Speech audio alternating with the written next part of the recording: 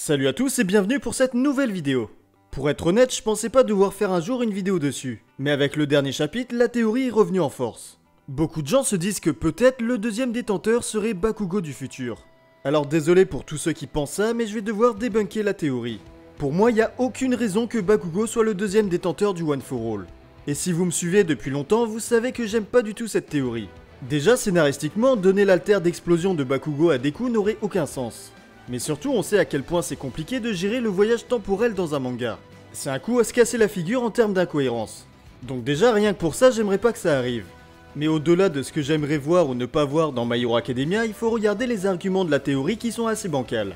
Je pense que la théorie s'est popularisée grâce à toutes les fanfictions autour d'un éventuel Bakugo du futur. Bref, déjà, il y a pas mal d'incohérences.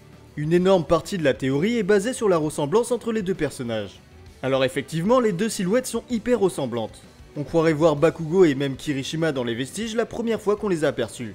Et c'est normal, Horikoshi sème le doute et veut qu'on s'interroge sur ce deuxième détenteur.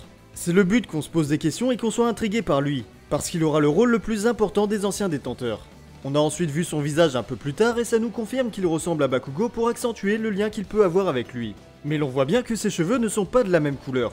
Si vous regardez bien, ils sont colorés pour qu'ils aient une teinte un peu plus foncée que ceux de Bakugo qui sont laissés blancs.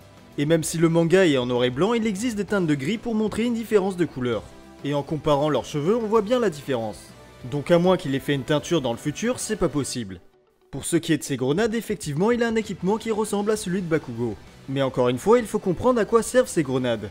Vu que son alter est basé sur la sueur qui produit des explosions, ces grenades servent à en accumuler pour les relâcher d'un coup et ainsi créer des énormes explosions. Et le fonctionnement de l'équipement du deuxième détenteur n'a pas l'air d'être basé sur un réservoir qui stocke la sueur.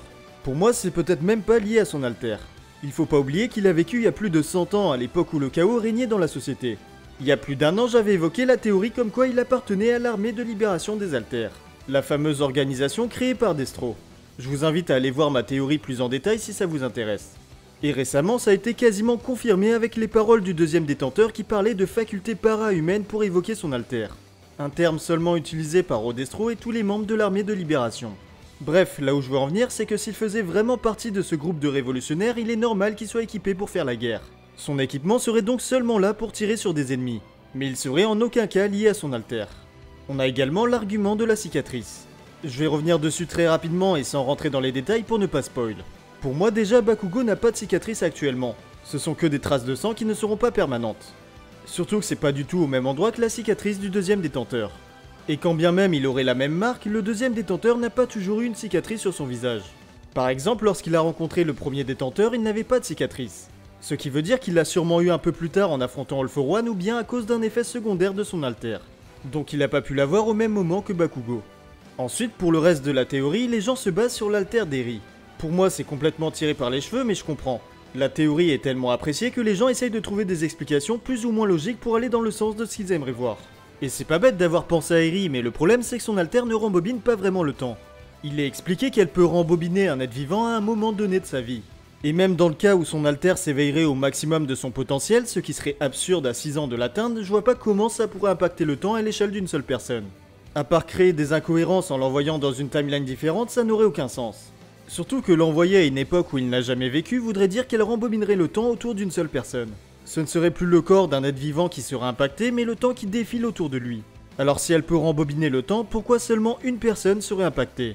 Pour moi, ça n'a vraiment pas de sens. Et comme je l'ai dit, ce serait une énorme erreur pour Horikoshi de donner ce genre d'explication. Bref, il est quand même indéniable que le deuxième détenteur aura un lien avec Bakugo, au moins symbolique. Il n'est pas non plus impossible qu'il soit son ancêtre, mais si c'est le cas, je pense pas qu'il aura le même alter. En effet, celui de Bakugo est né de la singularité, en mélangeant l'alter de sa mère avec celui de son père. Ça n'aurait aucun sens que 100 ans avant, un ancêtre ait le même alter que l'explosion de Bakugo qui est une preuve même de l'évolution des alters. À moins que l'on apprenne qu'il s'agit d'un éternel recommencement. Qu'une fois qu'un alter a atteint le point de singularité, il régresse avec ses descendants jusqu'à atteindre de nouveau le point de singularité et de nouveau ensuite régresser. En gros, ça créerait une boucle infinie dans l'évolution des alters. Et cela pourrait régler le problème de la théorie de la singularité des alters qui deviennent de plus en plus puissants au fil des générations jusqu'à devenir incontrôlables. Au final, ça rendrait possible le fait que le deuxième détenteur ait un alter d'explosion comme Bakugo. Il aurait ensuite régressé avec ses enfants pour ensuite atteindre de nouveau le point de singularité avec Bakugo.